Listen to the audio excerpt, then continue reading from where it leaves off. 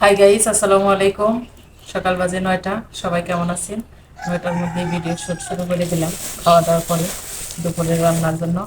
আর কাঁঠাল বীজ আর আমার বাড়ির যে ডাটা যতদিন থাকবে ততদিন আমার ডাল দিয়ে ডাটা দিয়ে খাওয়া চলবে। এটা আমার অনেক বেশি পছন্দের, যার কারণে। আর সাথে দেব পুঁই শাক।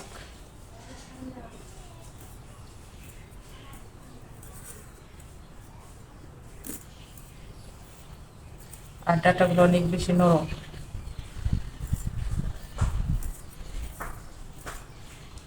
খাইতে খুব ভালো লাগে। আর অনেকদিন হইলো টাকি মাছ আছে বিল থেকে আনা, বিলের মাছগুলো দিয়ে আমি পেঁয়াজ দিয়ে ভুনা করবো। আর কাঁঠাল বীজগুলো নষ্ট হয়ে যেতেছে, জানি না ভিতরে ভালো আছে কিনা। ভিতরে ভালো আছে, আর বীজগুলো অনেক ছোট ছোট। মাঝখান থেকে কেটে নেবো। অনেকে আবার এই যে লাল অংশটা ডইলে উঠায়, আমি তা করি না, ওই যে নষ্ট হয়ে গেছে।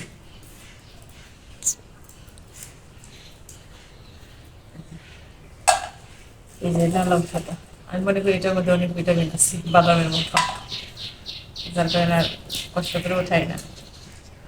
ওইটা সবাই আমি খাইতেও পারি, ভালো আছে। মাঝে মাঝে দুইটা একটা এই যে নষ্ট হয়ে গেছে, বাইসা খেয়ে ফেলতে হবে। বিকেলবেলা যখন অবসর বসে থাকি বাইজা খেতে কিন্তু খুব ভালো লাগে। আর ডাল, কাঁঠাল বীজ, ডাটা, আর এই যে পুঁই শাক, পুঁই শাকগুলোও দেবো। পুঁই শাক গাছের একদম সতেজ পুঁই শাক, এটা নিয়ে আসছি। আর এগুলো এভাবে বসিয়ে পাতা আসতে থাকবে, দিয়ে দিব, একসাথে রান্না করবো, খেতে কিন্তু খুব ভালো লাগবে। আর এই যে আমার ডাটা।